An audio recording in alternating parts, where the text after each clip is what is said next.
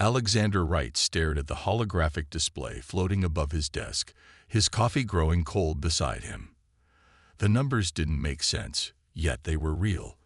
As a senior financial advisor for the United Earth government, he had seen his share of economic crises, but nothing like this. The date was July 15, 2157, and humanity's debt had just come due. He rubbed his tired eyes and looked again at the notification from the Galactic Credit Authority. Earth owed more money than all its combined resources could pay back. Worse still, most of that debt was held by a single alien species that no human had ever met face to face. His office door slid open with a soft hiss. "Alex, have you seen the numbers?" asked Susan Baker, his deputy advisor. Her face was pale, and her hand shook as she held her datapad. "I have," he said quietly. 80% of our debt. One species. The Virixians. Susan dropped into the chair across from his desk. "But who are they? In all our years of galactic trade, we've never even seen them. They've only ever communicated through automated systems and AI interfaces." Alex stood up and walked to the window. From his office in New York's Global Financial Center, he could see the evening traffic of flying vehicles streaming between the towering skyscrapers. Millions of people going about their lives, unaware that their entire economy might collapse within days. "Get me everything we have on the Virixians," he said. "Every trade record, every transaction, every rumor. There has to be a pattern we're missing." For the next 12 hours, Alex and Susan dug through decades of financial data. They ordered dinner from the office cafeteria, barely touching their food as they worked. As midnight approached, Susan suddenly sat up straight. "Alex, look at this," she said, sending a file to his display. "The Virixians don't just hold our debt. They've been collecting debt from various species across the galaxy for at least the past 1,000 years. Alex leaned forward, his eyes scanning the data. "And what happened to those species?" Susan's voice trembled. "They disappeared. Their economies collapsed, and they were absorbed into something called the Virixian Economic Collective. There are no independent records of those civilizations after their debt came due." Alex felt a chill run down his spine. He pulled up Earth's current population statistics. 12 billion humans spread across Earth and its colonies on Mars and Europa. 12 billion lives at stake. His communication device buzzed. It was a message from Claire Phillips, the Secretary of Global Economics. "Emergency meeting. War room. Now." 20 minutes later, Alex stood before the United Earth Government's Emergency Council. The room was tense as he explained what he and Susan had discovered. "So these Virixians," said Claire, her voice steady despite the gravity of the situation, "they're not just creditors. They're predators." "It appears so," Alex replied. "They use debt as a weapon. They wait until a civilization is at its most vulnerable. Then they strike." "But why?" asked one of the council members. "What do they gain?" Alex brought up a new set of charts. "We're not sure, but look at these energy readings. Every time a civilization was absorbed into their collective, there was a massive spike in what our scientists call economic energy. It's as if they feed on the collapse itself." The room fell silent as the implications sank in. Humanity had just 30 days to find a solution before the Virixians could legally claim their debt. 30 days to prevent Earth from becoming just another entry in a long list of fallen civilizations. "There might be one hope," Alex said, breaking the silence. "None of those other civilizations had our level of economic diversity. None of them had our history of innovation and adaptation. If we can understand what the Virixians really want, what drives them." He paused, considering his next words carefully. "We might be able to offer them something more valuable than our debt." Claire nodded slowly. "Get a team together, Alex. Whatever resources you need, they're yours. Just find us a way out of this." As Alex left the war room, his mind was already racing with possibilities. Humanity had faced extinction-level threats before and survived. This time would be no different. They just had to think differently about what wealth really meant in a galaxy full of ancient alien civilizations. The game was on, and Earth's 12 billion inhabitants were counting on them to win it. Linda Martinez stood before the massive crystalline ship, her heart pounding in her chest. As Earth's chief diplomatic officer, she had met dozens of alien species, but this was different. The Virixian vessel hung in space like a giant shard of diamond, reflecting the light of distant stars. "Remember," Alex's voice crackled through her earpiece, "we're not here to beg. We're here to negotiate." Linda straightened her formal diplomatic uniform and checked the tablet containing Earth's proposal one last time. Behind her, 4 other delegates shifted nervously in the airlock chamber of the human diplomatic vessel. The crystalline ship's entrance spiraled open like a blooming flower made of light. Linda took a deep breath and led her team inside. The air was thick with an odd energy that made their skin tingle. They emerged into a vast chamber that seemed to be made entirely of translucent crystal. And there, waiting for them, were the Virixians. Linda's breath caught in her throat. No amount of preparation could have readied her for this sight. The aliens stood nearly 3 meters tall, their bodies composed of what appeared to be living crystal. They were vaguely humanoid in shape, but their forms shifted and flowed like liquid glass. Where faces should have been, there were clusters of geometric patterns that pulsed with internal light. "We welcome Earth's representatives," said a voice that seemed to come from everywhere at once. The words appeared in Linda's mind rather than reaching her ears. "We are the Consortium of Economic Energy Management." Linda stepped forward. "On behalf of humanity, we thank you for granting us this audience." The closest Virixian moved toward her, its crystalline form creating rainbow patterns in the air. "Your species intrigues us. You continue to seek dialogue even when your position is hopeless. No other debtor race has attempted this. We believe there's always room for discussion," Linda replied carefully, "especially when we might have something valuable to offer." The geometric patterns on the Virixian's face spun faster. "You have nothing. Our analysis shows your combined planetary resources cannot cover even 10% of your debt." Linda smiled. "Resources come in many forms. We've been studying your history."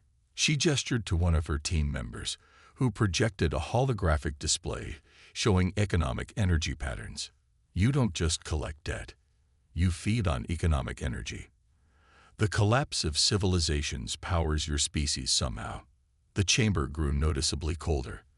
The Virixians' crystalline forms vibrated in what Linda hoped wasn't anger.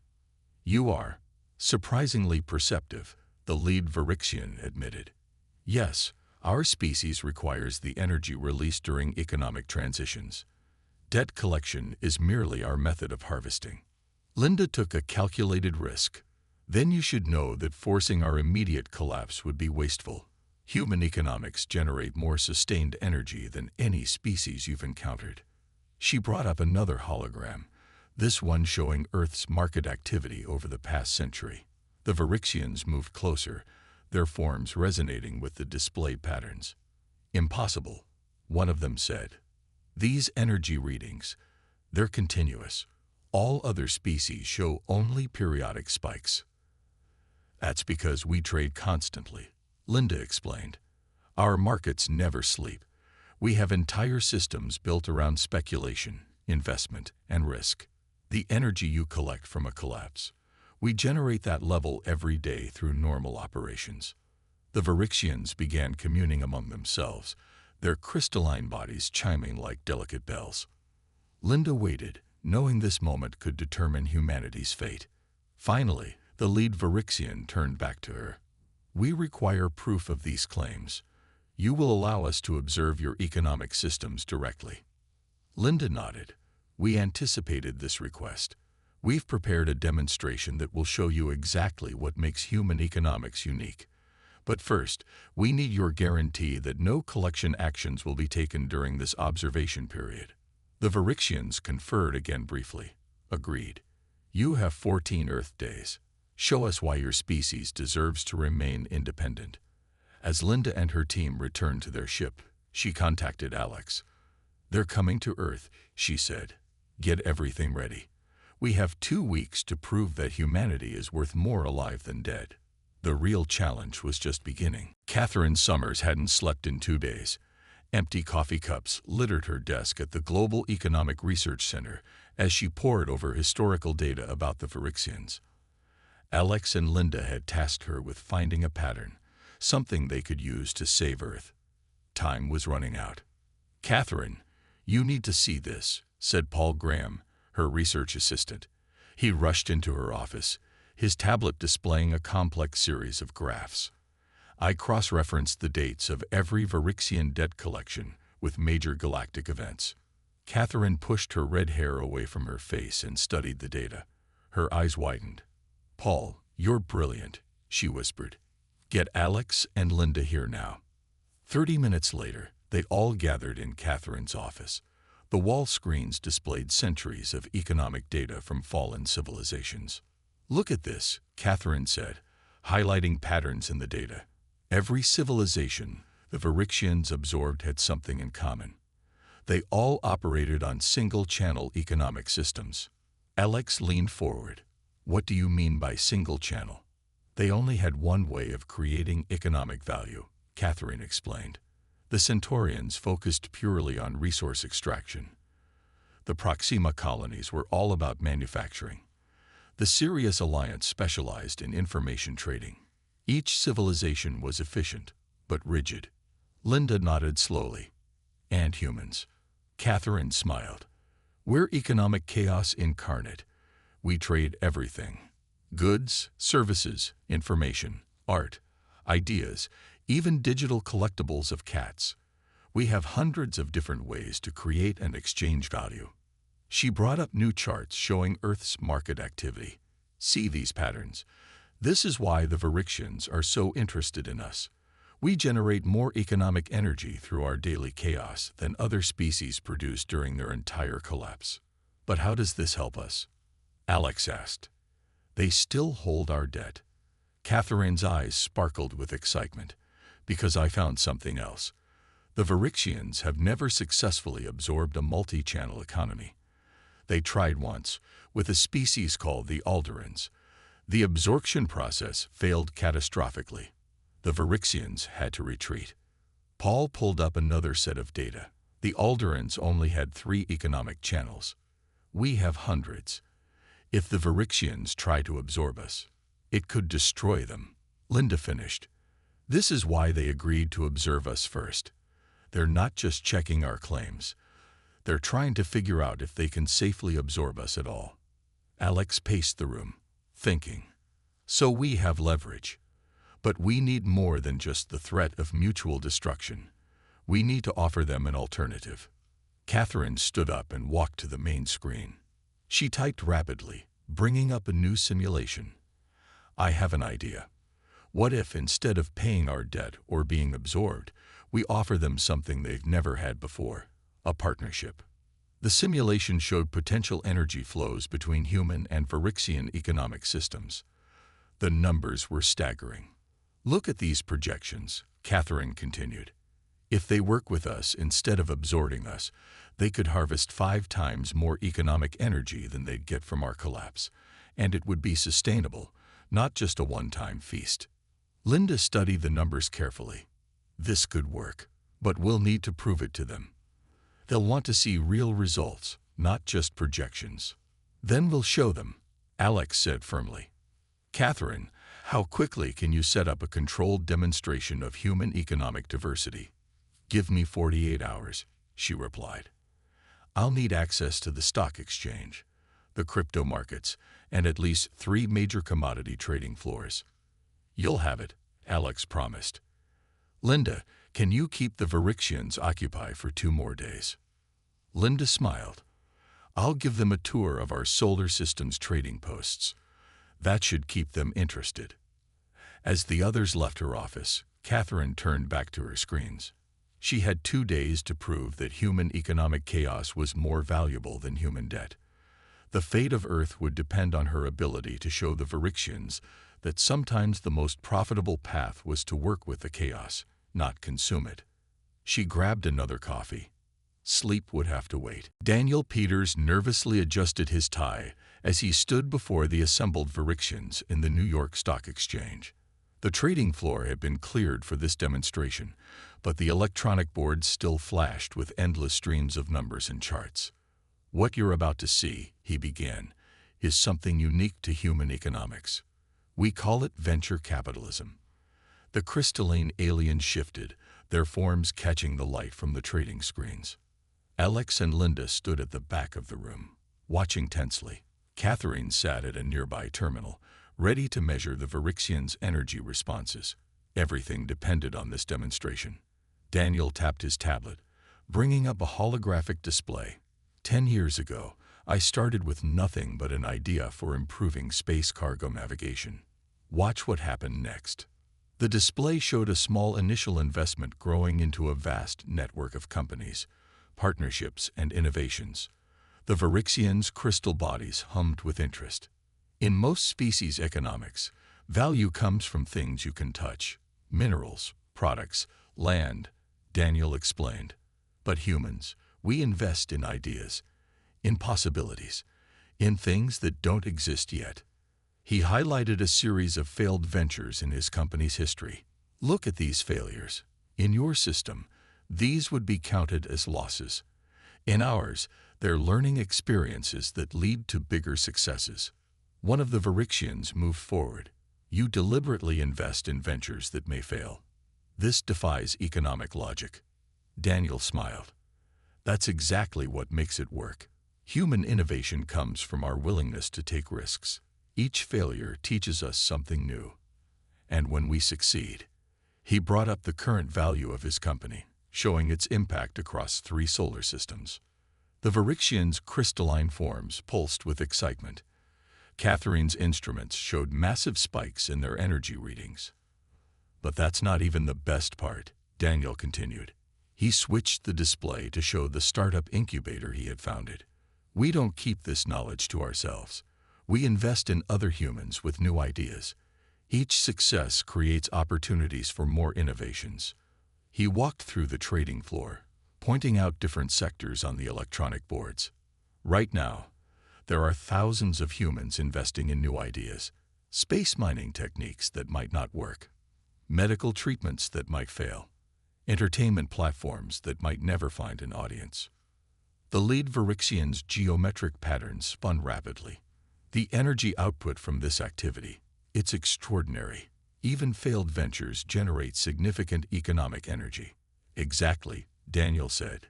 In your system, debt is a tool for harvesting economic energy. In ours, it's fuel for innovation. When humans borrow money to fund new ideas, we're not just creating debt, we're creating opportunities for growth. He brought up a final display showing the cumulative economic energy generated by Earth's venture capital system over the past century. The numbers made the Virixians chime in astonishment. This is why attempting to absorb us would be a mistake, Daniel explained gently. You'd get one massive burst of energy from our collapse, yes, but you'd lose all of this. He gestured at the trading boards. All these possibilities, all this continuous energy generation. Alex stepped forward. We're not asking you to forgive our debt. We're offering you a chance to upgrade your entire economic model. Imagine applying human venture capitalism across the galaxy. The energy potential would be unprecedented. The Virixians huddled together, their crystalline forms resonating as they communicated. Catherine's instruments showed their energy patterns shifting, adapting, trying to process this new concept. Finally, the lead Virixian turned to face them. We require more information about this venture capital system. Show us how it works on a larger scale. Daniel looked at Alex, who nodded encouragingly. How would you like to sit in on a few investment pitch meetings? Daniel asked. We have some promising young innovators waiting to present their ideas.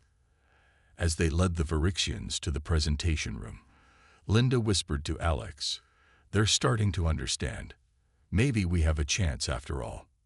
The future of Earth now rested on humanity's ability to prove that its greatest weakness, the chaos of innovation, was actually its greatest strength. Peter Morrison walked across the trading floor of the Sydney Space Commodities Exchange, the Virixians following close behind. Their crystalline forms reflected the early morning sunlight streaming through the tall windows. After Daniel's venture capital demonstration in New York, the aliens had asked to see more of humanity's economic systems. "This is where we trade goods that don't exist yet," Peter explained, pointing to the massive screens covering the walls. "Look at that number there. That's the price for helium-3 that hasn't even been mined from Saturn's rings." The lead Virixians' geometric patterns shifted, and what they had learned was confusion. "You trade resources before extracting them." "We trade everything," Peter said with a smile. "Future mining rights, potential discoveries, even the likelihood of finding new resources. Watch this." He pulled up his trading console and brought up a live feed of a mining operation near Jupiter. A company had just announced a possible new ice deposit discovery. "See how the water futures are changing." He pointed to the numbers rapidly shifting on the screen. "Thousands of humans are right now betting on whether this discovery is real, how much ice there might be, and what it will be worth." The Virixians' forms hummed with excitement as they watched the energy patterns flowing through the market. Catherine's instruments showed they were absorbing unprecedented levels of economic energy just from observing the trading. "But this is only part of it," Peter continued. He switched the display to show multiple markets around the solar system. "Every second, humans make millions of trades. Some are buying real things. Others are betting on future things. Some are even betting on what other people are betting on." Alex stepped forward to add context. "What Peter's showing you is why our economy can't be simplified into a single pattern. We don't just trade things. We trade possibilities." One of the Virixians moved closer to the screens, its crystalline surface reflecting the endless stream of numbers. "This constant activity, it generates more energy than the collapse of the Centaurian banking system. And it never stops," Linda added. "Even when some markets close, others are opening. The energy flow is constant." Peter brought up another display showing the market's reaction to the Virixians' arrival on Earth. "Look at this.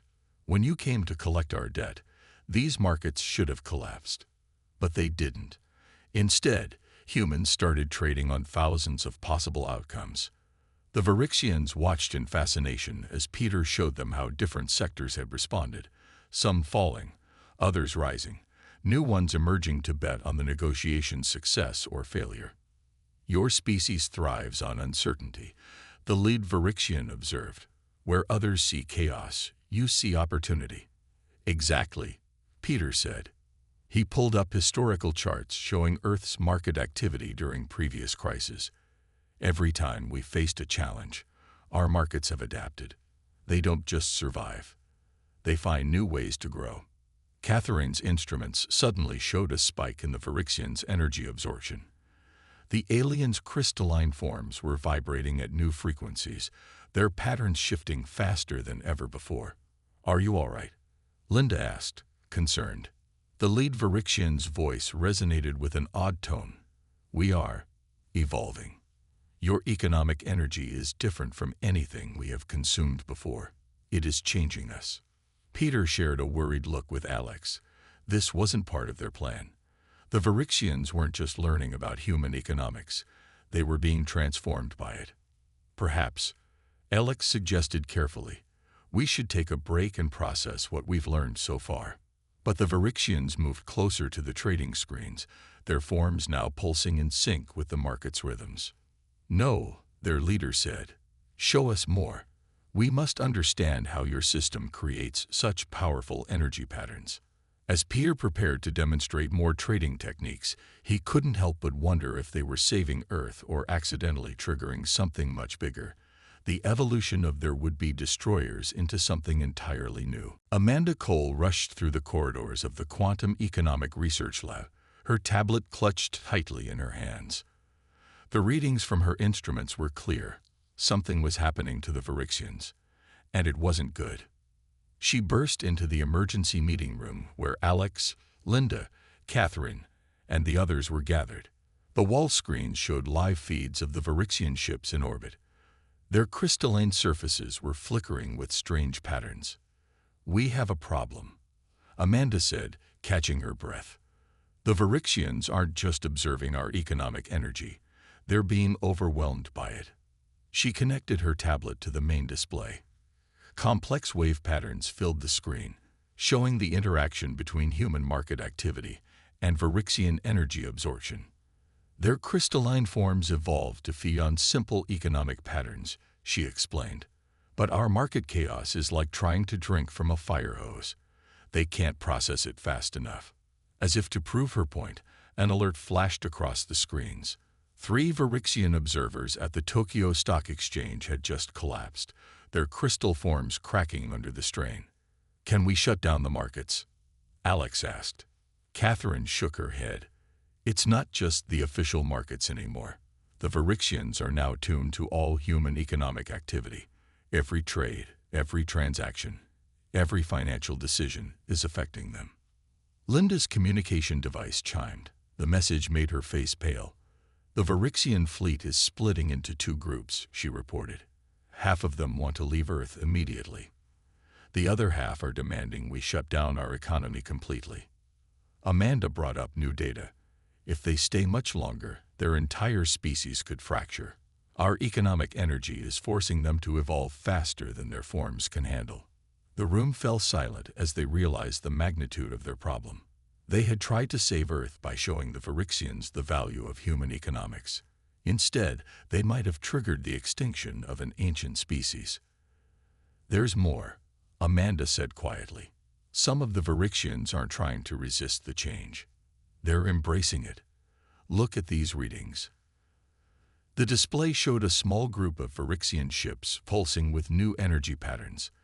Their crystalline structures were reorganizing, becoming more complex. "They're adapting," Catherine realized. "Just like our markets adapt to new conditions." Alex's phone rang. It was Peter at the Sydney Exchange. "The Virixian hardliners are making their move," he reported. "They're activating some kind of energy collection device. They're going to try to force an immediate economic collapse." Amanda's instruments screamed with warnings. If they do that while their species is in flux, the energy backlash could destroy both them and us. Linda was already moving. "I need a direct line to their fleet commander now." But before they could act, the main screen lit up with a transmission from the Virixian ships. The image showed their leader, its crystalline form now shifted into something new. A complex, ever-changing pattern that seemed to mirror the chaos of human markets. "We understand now," the Virixian said, its voice resonating with new harmonics. "Your economic energy isn't just about transactions. It's about adaptation, evolution, survival. Your species stands at a crossroads." Alex replied carefully. "What are you going to do?" The Virixian's form sparkled. "That depends on the next few minutes. The traditionalists are preparing to force collection. The evolutionists are trying to stop them. But we need your help." Amanda studied her readings. "If we can find the right balance between chaos and order, we might be able to help them stabilize. But we'll need all of them to cooperate." "How long do we have?" Linda asked. Amanda looked at her instruments. "Minutes, maybe less." The future of 2 species now balanced on a knife's edge, and time was running out. The next 10 minutes would decide the fate of 2 civilizations. Alex stood in the control center of the global economic hub, surrounded by screens showing both Earth's market activity and the increasingly unstable Virixian fleet. "Amanda, what options do we have?" he asked, watching as more crystalline ships joined both the traditionalist and evolutionist factions. Amanda's fingers flew across her console. "If we shut down our markets completely, it might buy us time. But the shock could shatter the evolving Virixians." "And if we don't?" Linda asked. "The traditionalists will force collection, and we all die," Catherine said grimly. "Both species." Alex looked at the data streams flowing across the screens. All his years of financial training had taught him to look for patterns in chaos, and suddenly he saw one. "We're thinking about this wrong," he said. We don't need to choose between chaos and order. We need to merge them. He turned to Peter. Open every market. All of them. But only for trading in one thing. Virixian debt bonds. Peter's eyes widened as he understood. You want to turn our debt into a traded commodity. Exactly, Alex said. Catherine, can you help the evolving Virixians tap into these new trading patterns? She was already moving. The evolved ones should be able to handle it. Their new forms are almost perfectly tuned to our economic frequencies now. Linda opened a channel to the Virixian leader. We have a proposal, she said. One that could save both our species. The crystalline being's form shimmered. The traditionalists are moments away from forcing collection.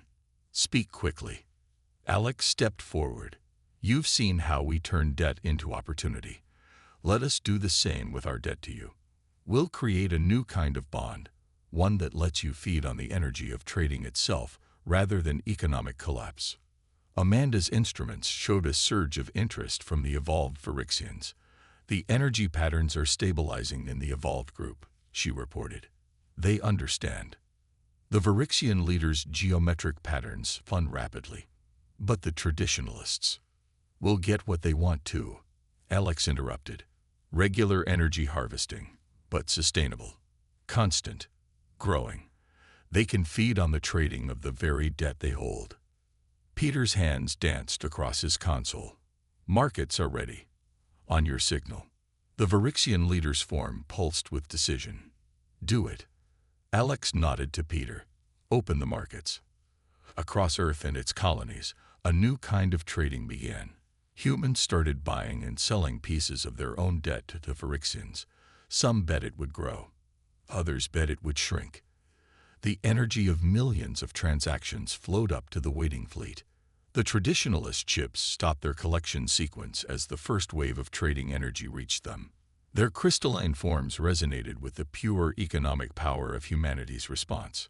Energy output is triple what they would have gotten from our collapse, Amanda reported, grinning. And it's still climbing. The Virixian leader's form had stabilized into a beautiful complexity that merged both crystalline stability and flowing chaos. We understand now, it said. This is why you survived every crisis. You don't just adapt, you transform the crisis itself into an opportunity. Linda stepped forward. So, about our debt. The debt remains, the leader said, but its meaning has changed. We are no longer your creditors. We are your partners in the greatest economic experiment in galactic history. Across Earth, markets continued to buzz with activity as humans traded Virixian bonds. The crystalline ships above now pulsed in harmony with the planet's economic heartbeat. Two species had found a way to turn an ending into a beginning. Alex looked at his team. Linda, Catherine, Amanda, Peter, and all the others who had helped save humanity. Well, he said with a smile, I guess we should start planning the first human-Virixian economic summit. Actually, the Virixian leader chimed in, its form sparkling with what they now recognized as amusement. Several other species have already contacted us about joining this new arrangement. Linda laughed. Of course they have. When humanity finds a solution. We never keep it to ourselves, Alex finished. That's what makes us who we are. Above them, the transformed Virixian fleet glittered like stars. No longer a threat, but a promise of things to come. Earth's greatest crisis had become its greatest opportunity, proving once again that humanity's chaos was its most precious gift to the galaxy.